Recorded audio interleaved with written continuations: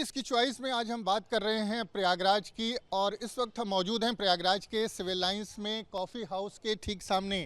ये वही Indian coffee house है जहां पर तमाम छोटे बड़े दिग्गज से लेकर के जो आम कार्यकर्ता भी हैं तमाम राजनीतिक दलों के, वो यहां पर ज़रूर आते हैं और यहां पर उनको जो है जो राजनीतिक चर्चा देश भर में चल रही है उसका निचोड़ यहाँ पर मिल सकता है। तमाम जो चुनाव हैं उसको यहाँ पर नज़दीक से देखा है और किस तरह से 2024 में क्या परिस्थितियाँ उस पर बात करेंगे। सबसे पहले आप ये बताएं कि 2024 का चुनाव आ गया है तो 24 की क्या चॉइस आपको दिखाई देती, क्या लगता है, कैसी तस्वीर? चॉइस तो मेरी बीजेपी है। मैं 1962 से इलेक्शंस देख रहा हूँ, इतना वन साइडेड इलेक्शन अभी तक मुझको नहीं दिखा। नॉट इवन 1971 या 77। 1971 में गरीबी हटाओ का नारा दिया था इंदिरा गांधी ने, या 1977 में जनता पार्टी आई, या राजा साहब ने झूठ बोल के ये नवा जेब में धरे हैं 89 में चुनाव जीता। मतलब जो वेव इस समय दिखाई दे रही है वो किसी इलेक्शन में हमको अभी तक नहीं दिखी। रिजल्ट क्या आएगा दैट आई डोंट नो। आप बताएंगे कि क्या लग रहा है 2024 में क्या होने जा रहा है? मेरा मानना है कि इसको ये एक बड़ा एक यूनिक इवेंट है और इससे पूरे हिंदुस्तान की हिस्ट्री बदल जाएगी। ये it is a dawn of a new India. कुछ दिन पहले मैंने पेपर में पढ़ा था कि लंदन टाइम्स ने 2019 में जब मोदी जीते तो उन्होंने हेडिंग दिया at last India becomes independent.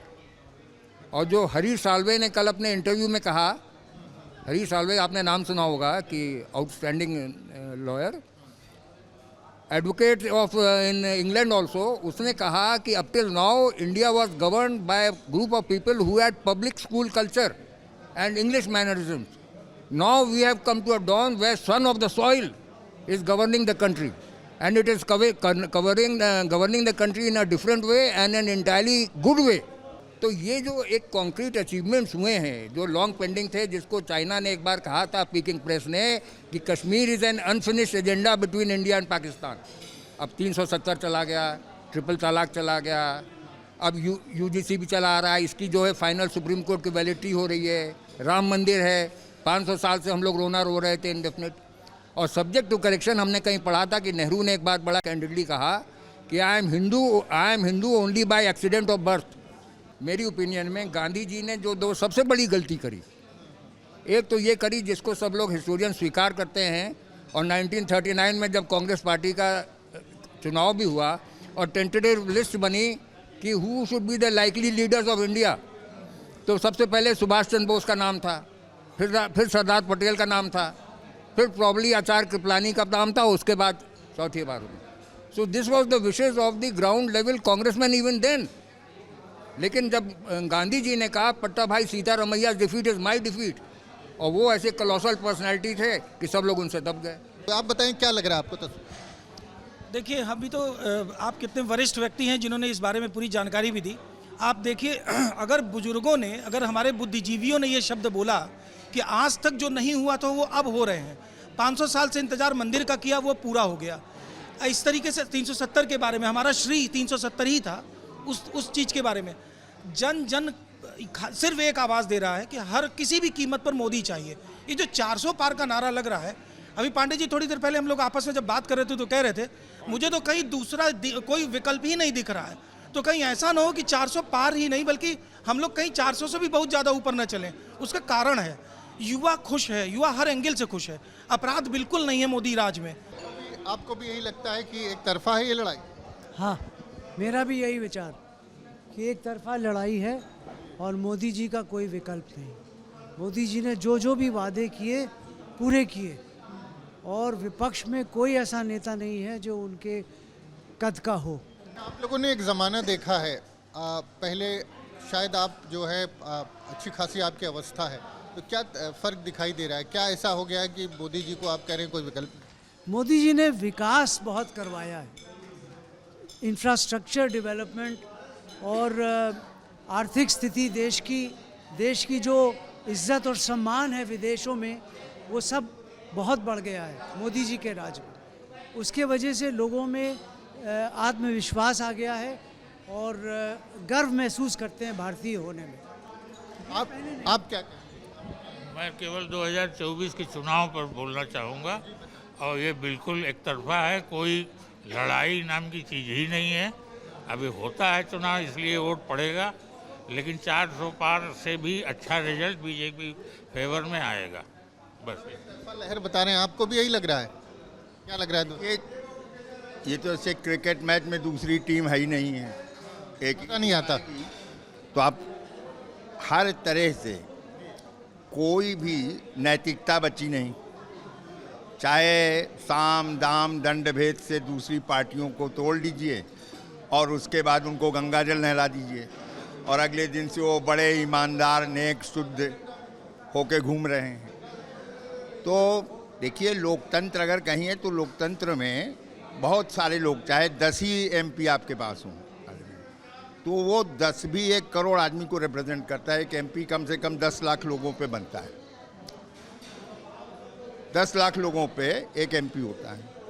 अगर उसकी आवाज़ को भी आप नहीं सुनेंगे तो लोकतंत्र तो चलेगा नहीं भाई। तो आपको, हमें तो नहीं लगता कि लोकतंत्र चल रहा है, ये तो बिल्कुल टोटली डिक्टेटोरियल एक राज्य की ओर हम लोग बढ़ रहे हैं। समाज में इतनी निराशा व्याप्त हो गई थी जिसका निराकरण करना बहुत आवश्यक था, और उसका निराकरण इस सरकार ने, इस नेतृत्व ने और इस शासन ने पूरी तरह से किया है, जिससे कि जनता को इतना विश्वास हो गया है इस नेतृत्व पे, इस प्रशासन पे और इस शासन पे कि वो किसी और को इनके स्तर पर देख ही नहीं पा रहे हैं, क्योंकि बाकी जितने भी हैं उन सब का अनुभव है समाज को और जनता को। तो वो जनता ये देख रही है कि अगर हम रिलेटिवली भी इन लोगों को कंपेयर करें तो कोई इनके मुकाबले में आ ही नहीं पा रहा है। जनता जो है बहुत जागरूक है। जनता को आप वो नहीं, मूर्ख नहीं बना सकते कि पहले शराब बंटवा के, फलाना बंटवा के आप वोट ले लेते थे, लेकिन अब ये है कि सब अपने मन से जाते हैं, वोट डालते हैं। और रिपीटेड जो विनिंग स्ट्रीक है बीजेपी की, वो इसी कारण कायम है। अच्छा, तो कॉफ़ी हाउस में हम मौजूद थे जहां पर जमावड़ा लगता है तमाम लोगों का, और उसके बाद जमावड़े के बाद जो है जो निचोड़ निकलता है उसकी चर्चा देश भर में होती है। कह सकते हैं कि प्रयागराज में जो राजनीतिक विमर्श है उसको सबसे ज़्यादा अगर किसी एक जगह पर आपको देखने को मिलेगा तो ये प्रयागराज का यही कॉफ़ी हाउस है। 24 के चॉइस में बात हो रही है प्रयागराज की फूलपुर लोकसभा सीट की, और आपको बता दें कि फूलपुर लोकसभा सीट के अंतर्गत इलाहाबाद विश्वविद्यालय और तमाम विश्वविद्यालय और शिक्षण संस्थाएं आते हैं, जहां पर लाखों की संख्या में न सिर्फ छात्र होते हैं बल्कि प्रतियोगी छात्र जो प्रतियोगी परीक्षाओं की तैयारी कर रहे हैं वो भी इस क्षेत्र में, लोकसभा क्षेत्र में रहते हैं, और उनमें बड़ी संख्या में वोटर्स भी हैं। और अगर इलाहाबाद विश्वविद्यालय और तमाम प्रतियोगी छात्रों की बात ना की जाए तो कह सकते हैं कि फूलपुर लोकसभा सीट की बात नहीं पूरी हो सकती। हमारे साथ तमाम प्रतियोगी छात्र हैं, उनसे बात करेंगे। आप बताएं, क्या लगता है 2024 का चुनाव कहाँ जा रहा है? 2024 का चुनाव पूरी तरीके से भाजपा में हो गया है।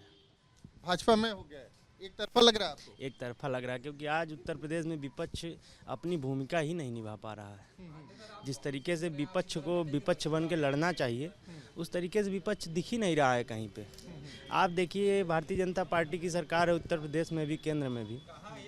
आप ये चीज़ देखिए कि प्रदेश नेतृत्व, देश नेतृत्व जितने भी हैं सब लगातार क्षेत्र में निकल रहे हैं, लोगों की समस्याओं को सुन रहे हैं, लोगों के बीच में जा रहे हैं। अब विपक्ष को तो सरकार से ज़्यादा लोगों के बीच में जाना चाहिए।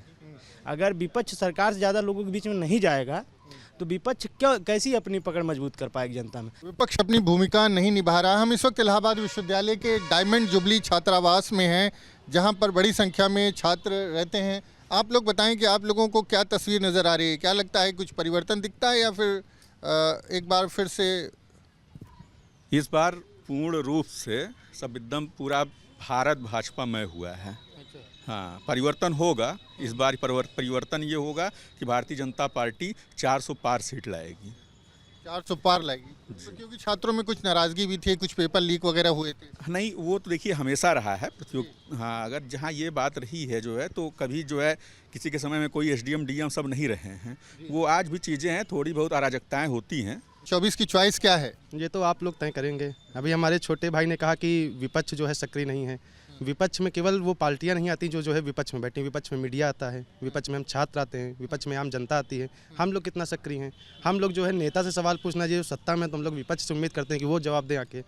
और आप अभी पूछें कि भर्ती वाला जो है वो तो हम लोग को स्वीकार करना चाहिए छात्रों को, ये नहीं स्वीकार करें कि जो साथ में पढ़ रहे हैं हमारा कंपटीशन केवल उनसे है, हमारा कंपटीशन उन लोगों से भी है जो गुड़ागड़ित लगा के कहीं से पेपर ले रहे हैं। तो ये तो हम लोग मतलब मान चुके हैं, इसमें हम लोग को कोई आपत्ति नहीं, पेपर लीक वो तो होता है, आदि काल से होता चला रहा, आगे भी होगा। काफ़ी निराश हैं आप, आपको क्या लगता है? देखिए, सरकार तो जो है फिलहाल भाजपा की ही इस बार बनेगी, क्योंकि जो विपक्ष का मुद्दा रहा हो बिल्कुल ठीक रहा है, क्योंकि विपक्ष उस तरीके से मुखर होकर सामने नहीं आया है। और बाकी ये सरकार जो बनेगी वो सिर्फ अपने प्रशासन के दम पे, क्योंकि उसकी प्रशासन व्यवस्था बहुत ही उत्तम रही है। लेकिन ये सरकार पूरी तरीके से रोजगार के मामले में फेल रही है, छात्र इससे बहुत हताश हुए हैं। बताएं क्या लगता है 2024 की चॉइस क्या है, क्या तस्वीर दिखाई दे? तस्वीर सर क्या ही दिखाई देगी, ठीक ही है। अभी लोकतंत्र है सर, चल रहा है, और बीजेपी का सर लहर भी दिख रहा है, और